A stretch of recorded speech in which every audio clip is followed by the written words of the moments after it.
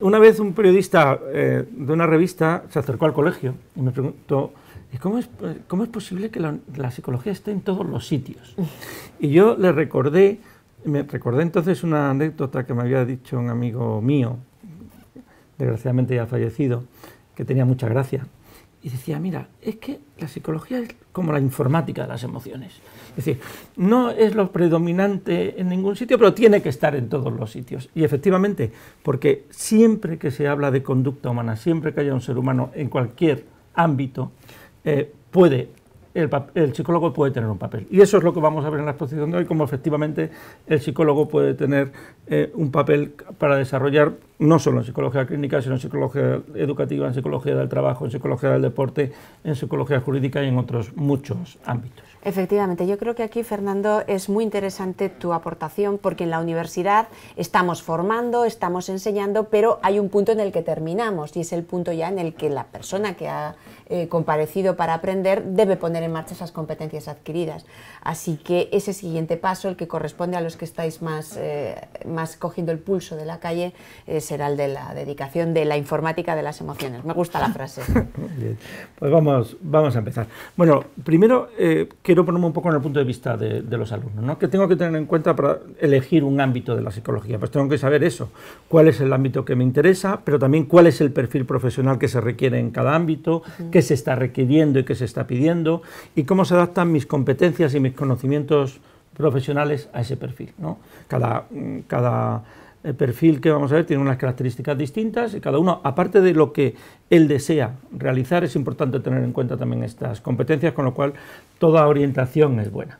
Bueno, yo quería empezar por las áreas tradicionales. Todos sabemos cuáles son las áreas tradicionales de la psicología. Estaba psicología clínica, he puesto psicología industrial adrede para ver lo antiguo que es, porque efectivamente era un término que se utilizaba hace muchos años y ahora está en desuso, y psicología educativa. Parece que entonces el ámbito de aplicación de la psicología estaba circunscrita a estas tres áreas, pero digamos que agraciadamente eso se ha ido superando. Han ido apareciendo áreas mucho más recientes como psicología jurídica y forense, intervención social, psicología del tráfico y la seguridad, o urgencias y emergencias, entre otras muchas.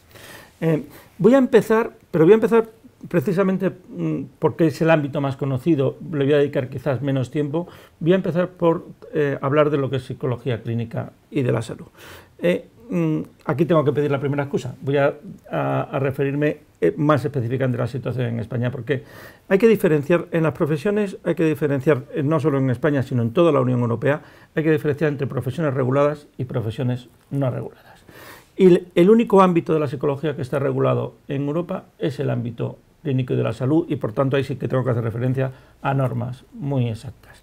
Para trabajar en toda Europa en el ámbito de psicología de la salud, no basta con tener el grado en psicología, sino que se tiene que hacer el máster en psicología general sanitaria, que tiene muchas universidades, como el de la UNIR, o si no, en España también se puede optar por hacer la especialidad en psicología clínica, que es el sistema MIR, el sistema de residencia que tienen los médicos, que son 4 años de formación después de pasar una oposición. Actualmente en España solo existe esta especialidad de psicología clínica de adultos, pero es previsible que en un futuro se abran nuevas especialidades. En concreto, quizás la que esté más avanzada sea la psicología clínica infanto-juvenil, pero también se habla de neuropsicología o de psico-oncología y cuidados paliativos, que son dos áreas que han crecido muchísimo. Y no quiero acabar esta revisión de psicología clínica sin señalar un aspecto fundamental que yo creo que va a tener mucho desarrollo. Digamos que la psicología en el ámbito de la salud estaba muy centrada quizás en ámbitos especializados, pero cada vez se crean más plazas en lo que es atención primaria, en psicología en atención primaria, y en concreto, sé que en Madrid, por ejemplo, se han convocado recientemente unas 20 plazas en este ámbito, que yo creo que puede tener mucho futuro. Pero como dije, quería solo dar un pequeño barrido a lo que es psicología clínica de la salud, y voy a centrarme en las otras áreas. ¿Qué pasa con psicología educativa? Con psicología educativa, el ámbito de desarrollo, fijaros, es muy diferente en los países, ahora que me estoy refiriendo a muchos ciudadanos latinoamericanos, es muy diferente en los países. Por ejemplo, en Perú es obligatorio que todos los colegios tengan un psicólogo educativo. pero esa situación en España no se produce, ¿no? Con lo cual, en España tienen más desarrollo lo que es el psicólogo educativo en colegios privados, que existen muchos, o bien gabinetes específicos en psicología educativa que se pueden dedicar a trastornos del aprendizaje, dificultades educativas, adaptación escolar, valoración de actitudes, por supuesto, programas con víctimas de bullying o programas preventivos de bullying y atención temprana, básicamente. Es importante, perdona, sí. El que diferenciemos que los gabinetes de psicología educativa no son gabinetes de psicología. ¿Verdad? Esto sí, es diferente, sí, ¿no? Es diferente. Sí, por eso lo he especificado y me parece muy bien la precisión que me has hecho. Sí, son gabinetes de psicología educativa que, como habéis visto por la descripción de los descriptores que he dado, no se refieren a trastornos de la salud, ¿no? El único que puede referirse a algo es trastornos del aprendizaje. Pero esto no se dedica a trastornos de salud mental, sino se refiere específicamente al ámbito educativo. Por tanto, se deduce claramente que no es necesario cursar el máster de Psicología General Sanitaria para pues tener ejercicio en un gabinete de psicología educativa. Efectivamente. Son dos áreas totalmente diferenciadas. Y luego también, aquí de nuevo tengo que referirme a la situación en España. En España, en el ámbito público no hay plazas de psicólogo educativo. Lo que existe es las plazas de orientadores. Y para hacer las plazas de orientadores es obligatorio, se puede acceder desde cualquier graduado, aunque lógicamente la mayoría son psicólogos o pedagogos o psicopedagogos, que luego hacen el máster en formación de profesorado de educación secundaria obligatoria y bachillerato, y que son un máster oficial de 60 créditos, y luego tienen que hacer, dentro del mismo máster, hacer la especialidad de orientación educativa. Eso les permite acceder a plazas públicas de orientador en centros públicos. Y luego hay también unidades técnicas de apoyo, es decir, aunque no hay psicólogos en todos los centros públicos, pero es verdad que en muchas comunidades autónomas de España existen unidades técnicas que asesoran a los orientadores, y ahí el número de psicólogos es bastante abundante, en equipos multidisciplinares, por supuesto, con profesores y con pedagogos, pero digamos que es un nicho de trabajo importante.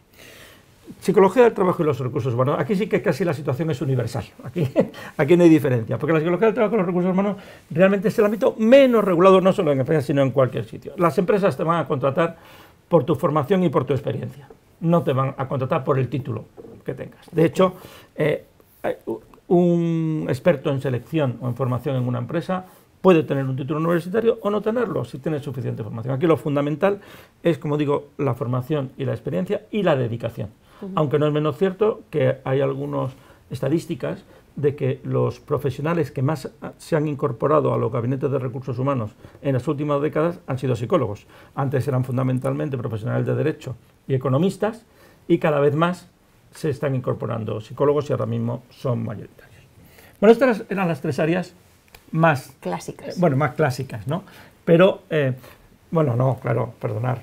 No se me puede olvidar esto porque es un área que está a caballo, un poco entre la clínica y la salud y el trabajo. Y que hay que hablar porque es un tema súper candente y súper polémico, que es ¿qué hacemos con el coaching? ¿No? El coaching, ese asesoramiento para conseguir los objetivos personales y de desarrollo personal. Bueno, pues es un ámbito que, como entra sobre todo en psicología del trabajo, no está nada regulado, lo puede hacer teóricamente cualquier profesional. Hay entidades privadas que acreditan en coaching, pero no es un título oficial. ¿Y cómo nos sentimos los psicólogos? Que nos sentimos los psicólogos que los coaches utilizan básicamente técnicas psicológicas. Con lo cual, efectivamente, los graduados en psicología creemos nosotros que están especialmente formados para ocupar este ámbito profesional, porque tienen ya una formación previa bastante abundante. De nuevo aquí, quiero señalar lo que tú has destacado antes, aunque a veces el coaching a veces roza algunos aspectos relacionados con el bienestar psicológico y con temas de la salud, no es un ámbito sanitario, por tanto, no es necesario hacer el máster en Psicología General Sanitaria. Es un ámbito más bien de asesoramiento en el desarrollo personal y conseguir el bienestar personal de las personas que se someten a coaching. De todas maneras, también es verdad que yo pienso que es una palabra, son términos que se ponen de moda y que luego a lo mejor con el paso del tiempo van perdiendo, pero sí, actualmente es un tema muy vigente. Luego, quiero a continuación hablar de un ámbito que está teniendo un desarrollo enorme. Quizás uno de los ámbitos que más ha desarrollado últimamente, que es el ámbito de la psicología jurídica y de la psicología forense. El ámbito de la psicología jurídica y psicología forense tiene, en primer lugar, algunos subámbitos muy diferentes, porque nos estamos refiriendo a psicólogos de prisiones, nos estamos refiriendo a psicólogos en juzgados, pero nos estamos refiriendo también a psicólogos en los cuerpos de seguridad. Entonces, de nuevo, aquí en muchos países existen el puesto de psicólogo de prisiones. En España es obligatorio que todas las prisiones y todos los módulos de prisiones tengan un psicólogo. De hecho, son las únicas convocatorias de plazas públicas a nivel estatal de psicólogo que salen, y salen todos los años. Como tal, hay que hacer lógicamente hay que hacer una oposición y después hay un periodo de prueba.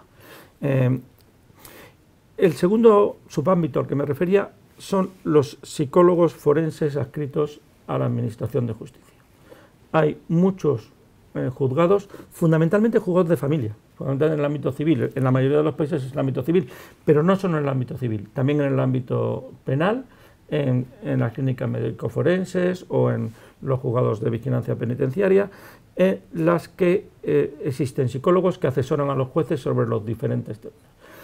Aquí estaríamos hablando de psicólogos que dependen de la Administración de Justicia. Esto quizás es verdad que tiene un desarrollo muy regular según los países. Hay países donde está más desarrollado y países donde está menos desarrollado. Pero lo que sin duda sí creo que es general es el ámbito privado. En el ámbito privado, los peritos psicólogos privados cada vez están más demandados, tanto en temas de guardia y custodia o en temas de incapacidades, y cada vez digamos que creemos que es un área que está en expansión. A mí me ha sorprendido porque esto era impensable hace unos años, que ahora a lo mejor accede alguien al grado y dice, no, que quiero ser psicólogo forense, cosa que hace tiempo pues era imposible. Otro ámbito de mucho desarrollo, la mediación. La mediación en aspectos civiles y la mediación en aspectos penales es otro ámbito donde el psicólogo tiene una labor fundamental y tiene un espacio de trabajo, creemos nosotros, que creciente. La mediación es un ámbito interdisciplinar, es decir, no es que sea solo para los psicólogos. De hecho, en muchos ámbitos, en el ámbito económico, pues hay muchos economistas, en mediación mercantil, ¿no? En otros ámbitos, por ejemplo, hay abogados que median también muy bien. Yo personalmente pienso que el mejor modelo de mediación es una comediación donde haya un jurista y donde haya un psicólogo, porque se necesitan los dos aspectos, los aspectos legales, pero también técnicas psicológicas para reducir el conflicto, eliminar el estado emocional y poder llegar a acuerdos, ¿no? Sí. Específicamente en España la mediación está regulada por una ley de 2012, y para ser mediador en España tienes que tener un grado universitario, pero después tienes que hacer una formación específica, creo que de 120 horas en mediación, para poder estar inscrito en el registro de mediadores, en el cual no se puede mediar.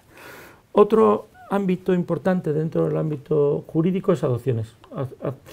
Para poder adoptar, en muchos países se exige un informe psicológico de las parejas, bueno, parejas o personas solteras, eso depende de la legislación de cada país, que vayan a adoptar. Y muchos de ellos se exigen pasar pruebas psicológicas específicas, y tampoco hace falta ser psicólogo sanitario, pero se puede hacer. Cada vez se está desarrollando más programas que normalmente están realizados por ONGs o por fundaciones, asociaciones, suelen estar subvencionados por el Estado, pero son programas de rehabilitación de agresores. Por ejemplo, rehabilitación de personas que han cometido delitos contra la seguridad vial o agresores de género. Hay programas específicos que en algunos países, como en España, son incluso sustitutivos de la pena de prisión. Es decir, si la pena de prisión es pequeña, como a lo mejor alrededor de 2 años, se le ofrece a la persona que ha sido condenada pues, por cometer un delito contra la seguridad vial, como digo, o en agresiones de género que no supongan un nivel ni siquiera moderado, se le ofrece la posibilidad de que si se someten a este programa de tratamiento no tienen que ingresar en prisión. Y entonces se están desarrollando mucho, es bastante reciente, y creemos que puede tener un futuro importante. ¿Y esto bajo el paraguas, digamos, de la psicología jurídica y forense? Sí, dentro del paraguas de la psicología jurídica y forense. Tienen módulos, además, programas que están basados en la evidencia, son muy sistemáticos y están muy protocolizados, porque tienen que ser un número de sesiones específicas, pero sí, dentro del ámbito de psicología jurídica y forense. Tampoco es exigible en este caso realizar el máster en Psicología General Sanitaria, aunque tiene algunos aspectos de valoración de personalidad que supone aplicar pruebas psicológicas, pero no nos estamos refiriendo a psicopatología, en el mayor caso, porque si no tendríamos que derivar a otro profesional. Ya para terminar con el ámbito jurídico y forense, hay otro ámbito que no quiero dejar de lado, porque además también es un desarrollo de los últimos años. Algunos hemos visto en películas y en series norteamericanas hablar de unidades de análisis de conducta, del FBI, eso que está en cuántico, y estas cosas. Bueno, pues también muchos cuerpos de seguridad del Estado, y en España en concreto, tanto la Guardia Civil como el Cuerpo de Policía Nacional, han creado recientemente unidades de análisis de conducta. ¿Qué es lo que pasa? Para entrar en esas unidades sí se valora mucho ser psicólogo. La mayoría de los que lo componen esas unidades son psicólogos, pero antes tienen que ser policías. O sea, tienes que entrar antes por ese cuerpo, pero es una vía. Bueno, otro área que está teniendo mucho desarrollo, el área de urgencias y emergencias.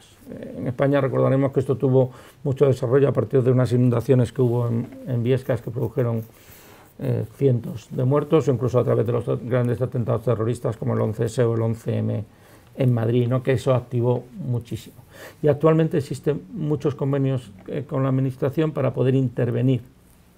Pero aquí hay que diferenciar, yo creo, entre dos niveles. Una cosa son los psicólogos que están en plantilla de los servicios de urgencia, como puede ser Madrid el Suma o el SAMUR, pero los servicios de urgencia permanentes y que por tanto están contratados permanentemente por la Administración, pero que es un número limitado.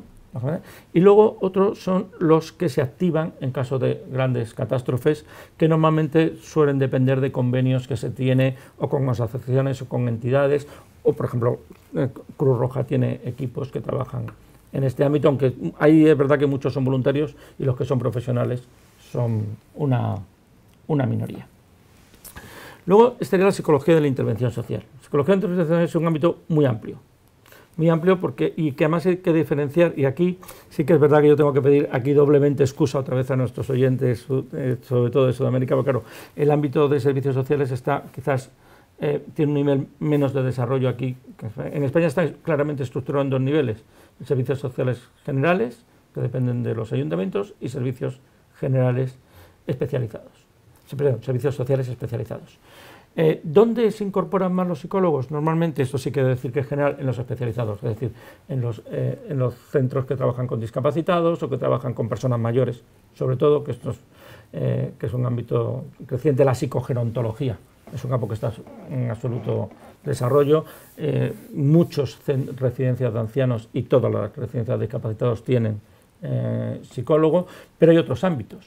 Por ejemplo, uno que se está desarrollando muy recientemente son los equipos de atención a víctimas, incluyendo tanto a mujeres como a los menores víctimas de violencia de género. Actualmente son programas que están en continuo desarrollo y suponen un nicho importante. Hay otras áreas, no solo esa, pero que podemos encontrar también programas de familia e infancia. Cada vez los servicios sociales hacen más bien programas de atención a familias que están en situación vulnerable, y todos los programas, o casi todos los programas que conozco de familia e infancia incluyen psicólogos. También hay programas de intervención, a lo mejor con refugiados, es otro aspecto, por ejemplo, y también la aplicación del protocolo de Estambul. El protocolo de Estambul es un protocolo que se aplica a personas que han sufrido torturas y que se refugian, son refugiados políticos en otros países, para valorar cuál es el impacto. Bueno, pues a través de procedimientos de la ONU exige que se le aplique ese protocolo, y ese protocolo incluye, lógicamente, pruebas psicológicas para valorar el impacto.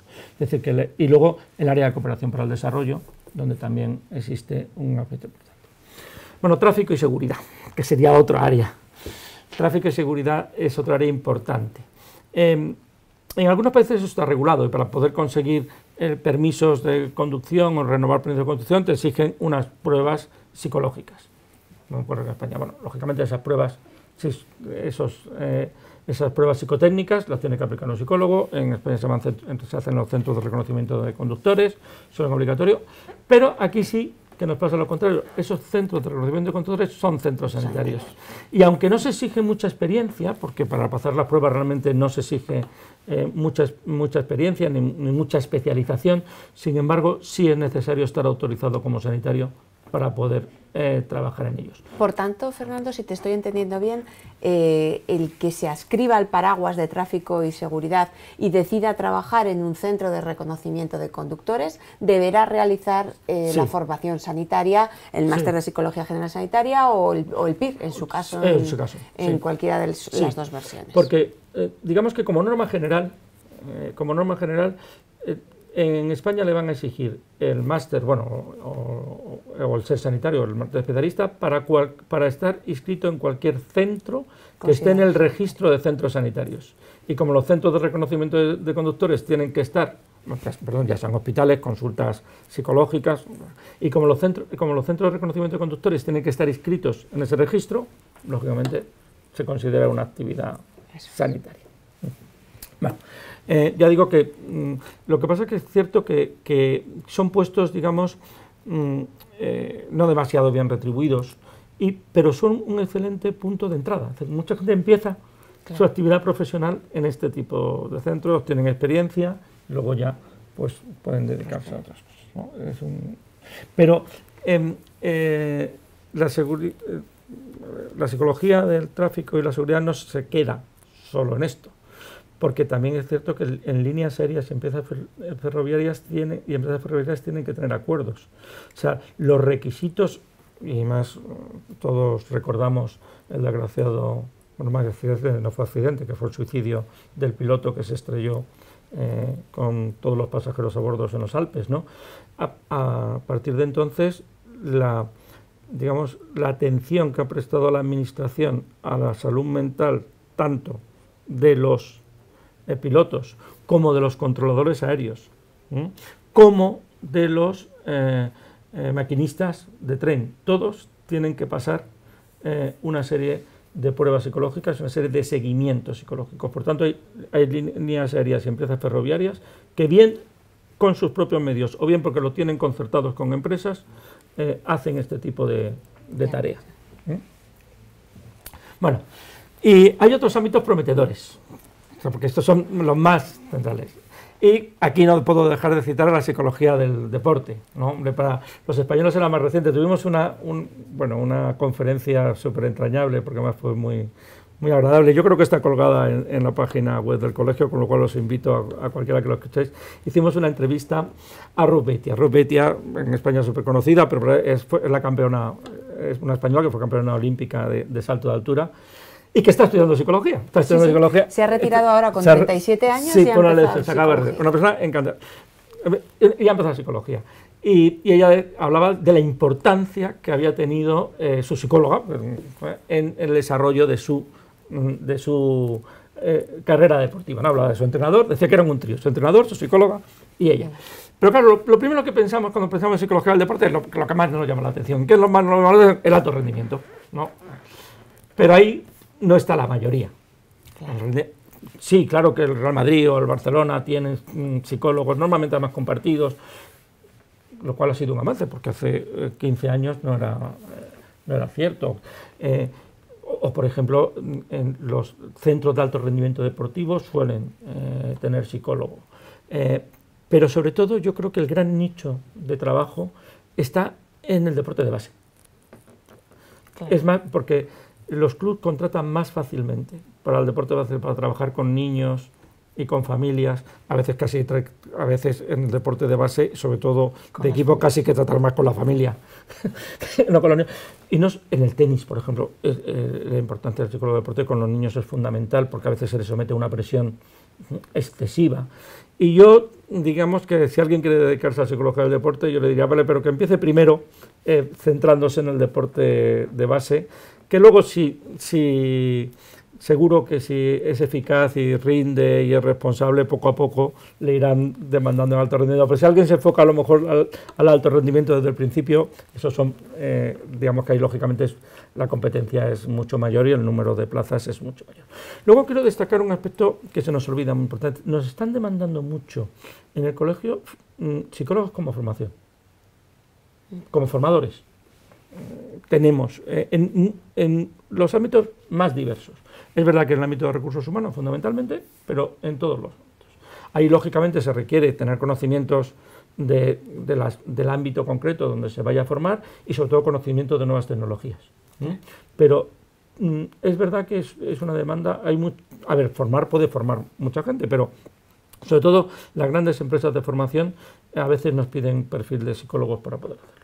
No quiero olvidarme también de un ámbito, bueno, este no es que sea reciente, es un ámbito tradicional, pero que no quiero olvidar, que es el marketing y la investigación de mercados. Es un ámbito también compartido con sociólogos y con otros profesionales, pero es un ámbito que cada vez está más en desarrollo.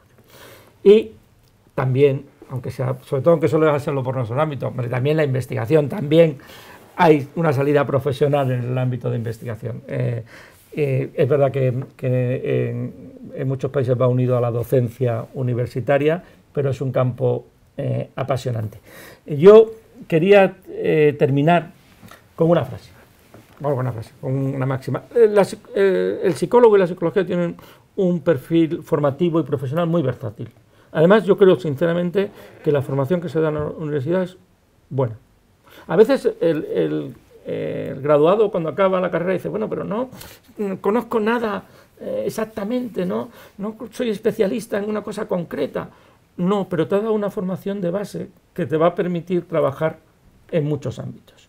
Te da esa base. Y es cierto, esa versatilidad que da la formación del psicólogo hace que sea demandado en puestos que a lo mejor no están directamente relacionados con la psicología. Yo he relatado lo más directamente relacionados con la psicología, pero es que esa formación, como digo, tan flexible, permite que rinda adecuadamente en otros muchos puestos que a lo mejor ahora mismo ni pensamos. Yo he citado aquí un montón de puestos de trabajo y de ámbitos de trabajo que cuando yo acabé, claro, a lo mejor decís que soy muy viejo, claro, y que acabé la carrera en el año 81, pero es que ni pensaba, no existían. Es decir, es que cada pocos años, yo diría como muchos lustros, cada lustro se generan nuevos ámbitos. Por ejemplo, ahora todo el ámbito de nuevas tecnologías, todo el ámbito de comunicación en nuevas tecnologías.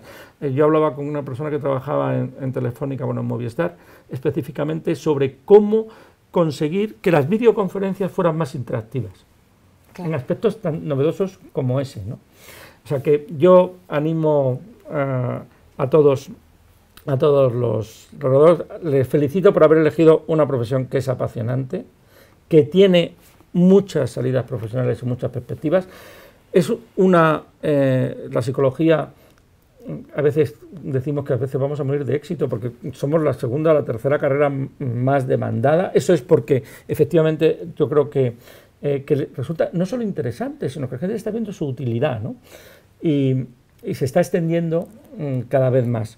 Es decir, yo creo que efectivamente hay muchas posibilidades de puestos de trabajo. Así que animo a todos los graduados, los estudiantes de grado en psicología, que persistan, porque es verdad, nada es fácil, ¿no?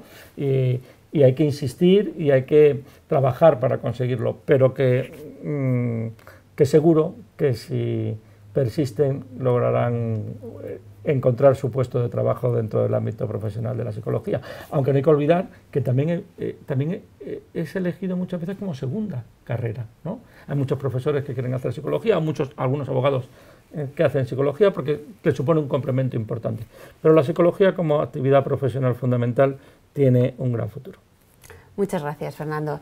Creo que ha sido, palmariamente clara la exposición que has realizado. Hemos visto que hay un abanico muy amplio, muy diferente de teclas que se pueden tocar en ese piano de la psicología, en el que pues uno puede tener un ejercicio pues a lo mejor más fabril desde la parte de los recursos humanos, pasando por los aspectos educativos con los matices que hemos ido haciendo, la parte jurídica, la psicología del deporte, la investigación, el marketing.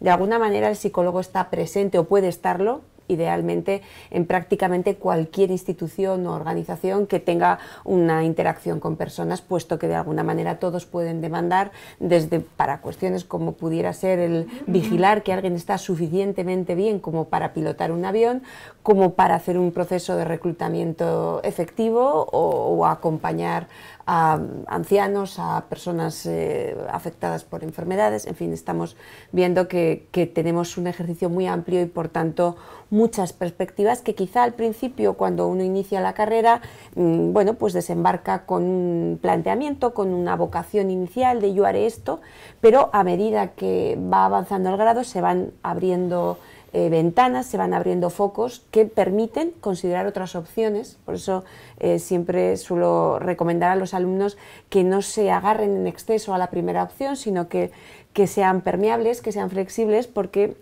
esta es una profesión muy porosa en la que caben muchas alternativas que si uno considera, pues quizá hasta puede cambiar de tercio o buscar... Me parece un consejo excelente porque es verdad, cuando uno inicia un grado como este, lo que tiene que estar es abierto y le sorprende. Yo desde luego recuerdo mis 2 primeros años de carrera que me cambiaron totalmente mi concepción y lo que yo tenía pensado, ¿no? Es evidente que hay cosas que son experiencias transformadoras, tanto las prácticas en un momento determinado como algunas asignaturas, algunas chispas que se encienden ante cosas que escuchamos, y en la medida en la que abramos el foco tendremos muchas más alternativas y explorar bueno, pues las posibilidades que, como has dicho, podemos visualizar. Incluso de aquí a lo mejor a muy pocos años esto se estará quedando viejo y tendremos que volver a hablar. Seguro.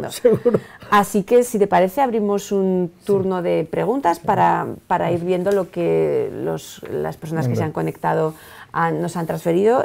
Ya tenemos algunas de ellas que con carácter previo nos han hecho llegar, así que entre tanto aparecen algunas, vamos a ir mencionando estas. Nos preguntan si existirá en el futuro alguna convocatoria, algo que permita acreditar aquella acreditación que hubo para los sanitarios cuando surgió toda la cuestión de la profesión sanitaria, y entonces todas las personas que venían ejerciendo hasta ese momento sin ninguna formación realizada porque no se requería, bueno, tuvieron un lapso de tiempo en el que podían acreditar su experiencia y entrar en el cuerpo de sanitarios. Bueno, pues nos preguntan si se va a lanzar alguna otra convocatoria como aquella que se hizo en los años 90. A ver, yo lo creo poco factible. Es decir, no por falta de deseos, es decir, a mí me gustaría que hubiera, pero no creo que la administración eso lo hace una sola vez. O sea, una vez que crea una profesión nueva, en este caso el psicólogo general sanitario, crea un procedimiento para, digamos, acreditar a los que estaban realizando esa actividad antes, pero a partir de ese momento considera que ya la vía de acceso, en este caso, es el máster. Por lo tanto, es muy improbable, yo diría que casi imposible, que haya un nuevo proceso de acreditación. Una cosa distinta es que se cree una especialidad sanitaria nueva, que eso sí puede ocurrir. Es decir, igual que existe actualmente la especialidad de psicología clínica de adultos, pues puede crearse una especialidad de psicología clínica infanto-juvenil o una especialidad de, como hemos visto antes, de psico-oncología. Entonces sí, tendrá que haber un proceso de acreditación, pero no tanto a máster, sino a esa especialidad. Y los profesionales que tengan experiencia en esos ámbitos podrán optar a la homologación del título. Estamos siempre hablando del ámbito sanitario porque todavía no se plantea una situación análoga en otras de las especialidades. El único ámbito en el que es previsible que se produzca una regulación a corto plazo en España, claro, eso estamos hablando, es precisamente en el ámbito de los peritos forenses. Sí había algún proyecto en el Ministerio de Justicia de crear un registro de peritos forenses y exigir, además del grado, una cierta formación. No se sabe todavía porque es un proyecto, no sé si será un máster oficial o si será una formación de posgrado más abierta, como en el caso de la mediación, pero que sí se le exija esa formación adicional para poder inscribirse en el registro. Pero es el único que puede haber perspectivas en un futuro, digamos, a medio plazo. Nos pregunta Jennifer si podría dar algún consejo para psicólogos sin experiencia laboral. ¿Qué podemos decirles? ¿Qué les podemos lanzar? Bueno, primero que perseveren, que es importante. ¿Desistes o persistes? Persiste. Persiste. Lo primero que perseveren. Segundo, que se intente conectar con redes con otros colegas. Es decir, hay estudios que dicen que la mayoría de las personas encuentran puestos de trabajo por contactos sociales. Ahora, gracias a Dios, con las redes sociales es más fácil, pero también los contactos personales, es así. Entonces, no te puedes aislar en tu casa si hay un colegio profesional o asociaciones de profesionales, porque es el primer lugar donde te enteran, pues necesito no sé qué o hago no sé cuánto. Segundo, la formación, que no deje de formarse. La formación continua es fundamental. Y luego, bueno, es verdad que a veces, en algunas ocasiones, depende del ámbito en el que quiera trabajar, pero muchas veces, hay que generar la necesidad. Yo conozco muchos colegas que han empezado a lo mejor trabajando en una asociación diciendo, bueno, pues trabajo como voluntario y creo este programa, pero una vez que lo han creado, que ha visto que la asociación o la entidad ha visto que el programa es útil, bueno, pues ya cuando la persona dice, bueno, ya me tengo que ir, ya no puedo seguir, entonces le contratan o entonces generan, porque han generado ya la necesidad. Y eso a veces también, dependiendo del ámbito, puede ser un consejo. Una siembra, digamos, una siembra, ¿no? Efectivamente. Podríamos llamarlo. Aunque es verdad, es cierto, y aquí ya volviendo un poco al ámbito, es cierto que para implantarse bien en el ámbito profesional de la psicología, es verdad que se tardan años. O sea, no es una profesión que salgas inmediatamente. La mayoría de la gente se ubica bien, pero es cierto que supone una trayectoria de unos años, ¿no? Claro. A veces, en ocasiones, pues colaborando con gabinetes de una manera un poco más periódica, pero también es cierto que la mayoría, si se persevera, la mayoría acaban consolidando de una manera satisfactoria. Muy bien. Comenta Paula Mella que tras obtener la acreditación sanitaria, ¿cuáles son las recomendaciones para incorporarse al mundo laboral? Porque se está fomentando un trabajo precario para los recién salidos del máster. En este sentido... Eso es verdad, o sea, no lo voy a negar porque efectivamente hay un problema importante.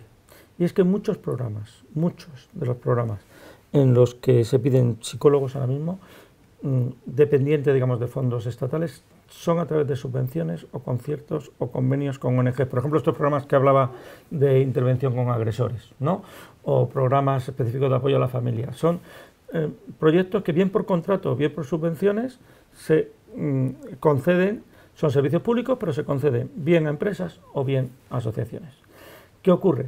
Como son periódicos y dependen de subvenciones anuales, los empleos son muy precarios. A diferencia de otras profesiones, no hay tantas plazas, digamos, de funcionarios o tantas plazas de empleados públicos. Y además hay un hecho que creo que nos está perjudicando también considerablemente, y es que a raíz de la crisis económica, cuando se dan contratos públicos, no se valora tanto el programa o la formación de los profesionales, sino que el único criterio que se tiene en cuenta va a ser por la Administración para conceder un concurso es el precio. Y claro, lógicamente, ahí es donde... Y en estos componentes, ¿cuál es el componente fundamental del presupuesto? El gasto de personal. Claro. Entonces, tiran muy a la baja.